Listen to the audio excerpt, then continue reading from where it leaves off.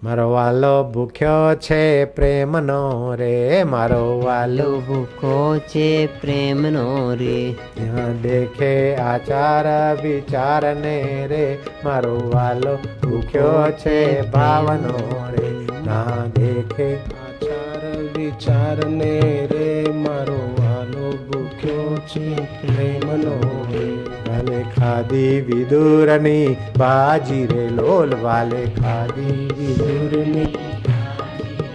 વિદુરની મીઠા વિનાની ભાજી ખાતો જાય વાલો. અને વિદુરાણી ઉતાવળે ઉતાવળે કેળા છોલે અને કેળું તો આમ નાખે ગાય ને, અને છોતરું કનૈયા ને હાલે.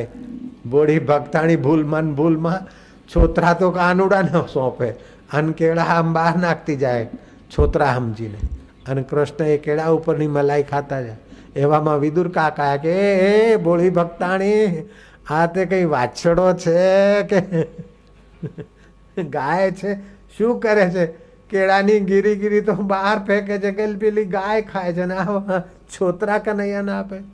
લાવો હું સંવારી આલો.